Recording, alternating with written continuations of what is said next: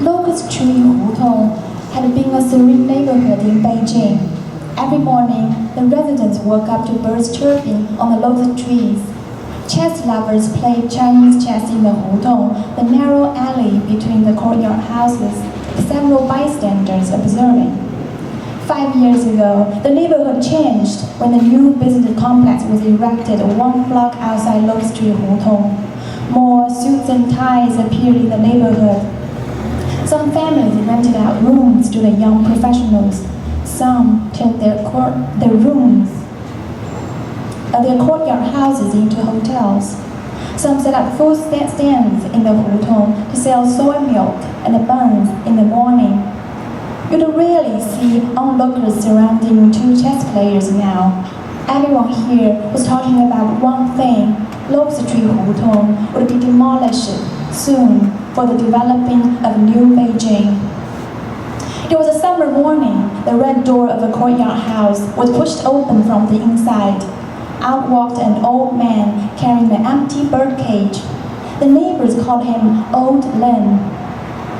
He wore a straw hat, his back slightly hunched, and his gray hair combed to the back.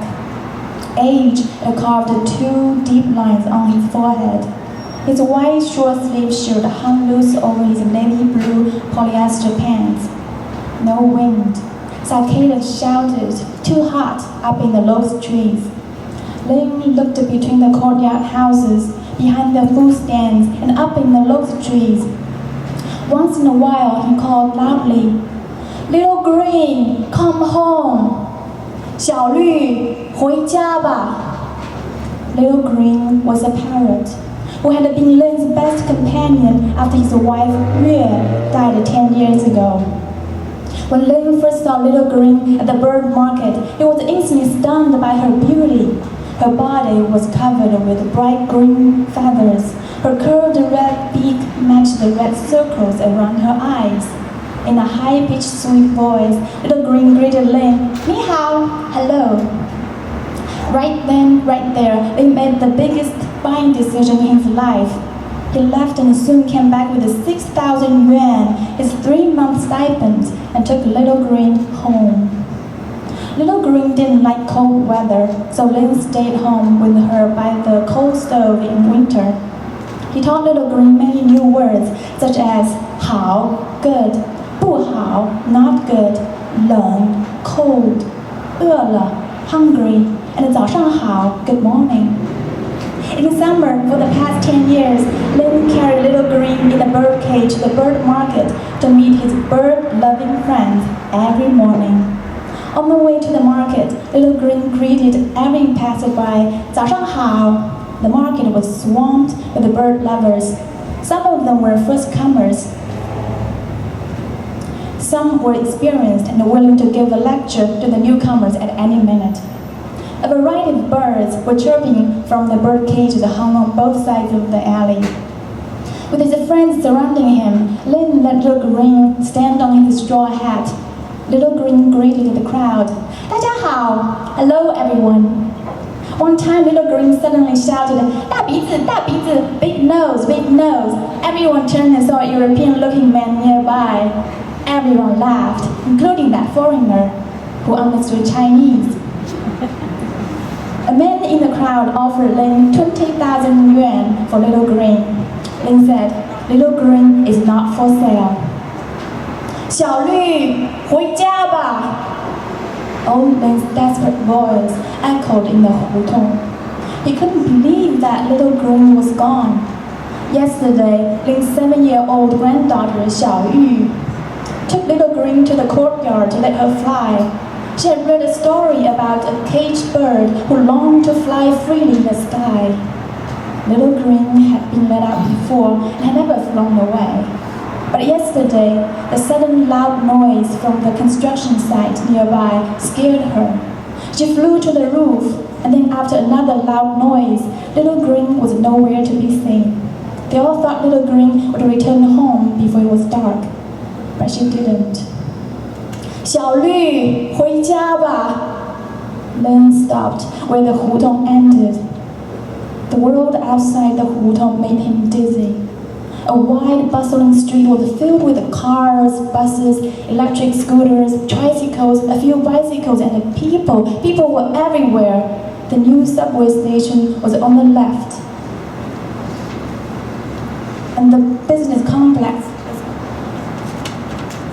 on the right. 2 blocks down, a new shopping mall was under construction. Several cranes were busy transporting building materials to the scaffoldings. As the contemporary saying goes, the crane is China's new national bird. Lin had an urge to cry.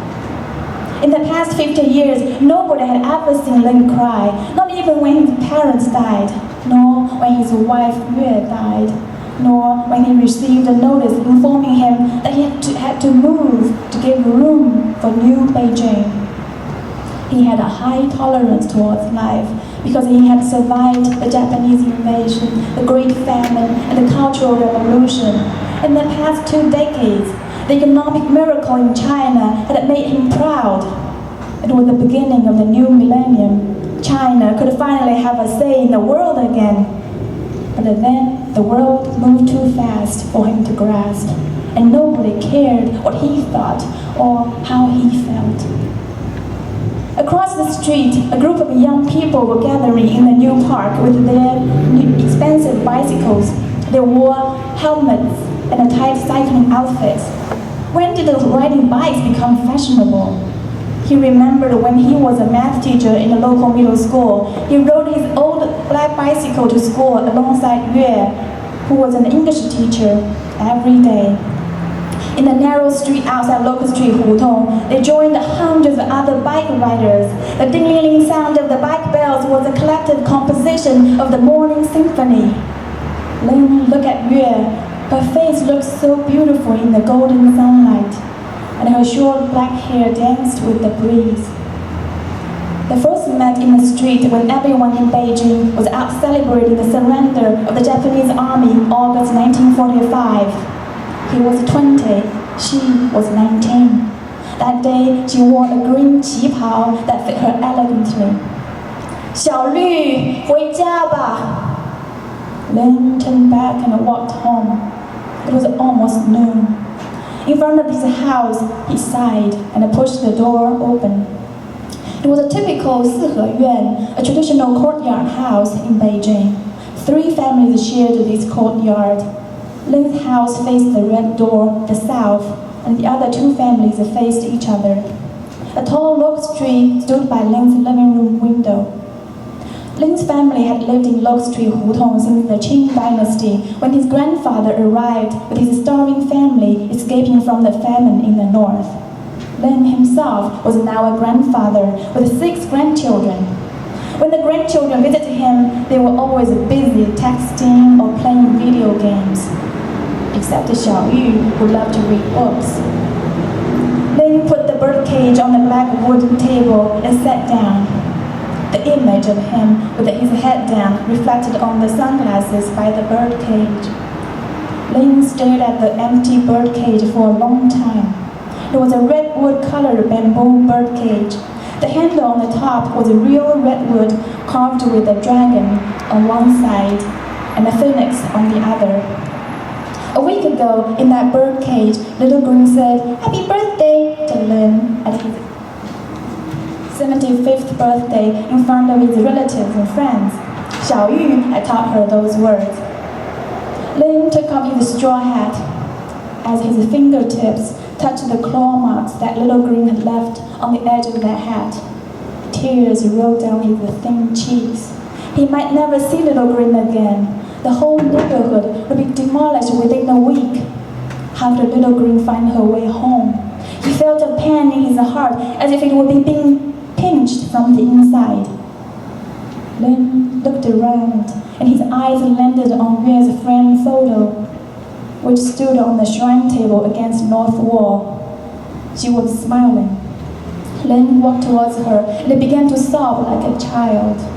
All the tears he had held inside for the past 50 years were pouring out like water rushing through a broken dike. The sun was gone now. The empty birdcage was waiting in the dark.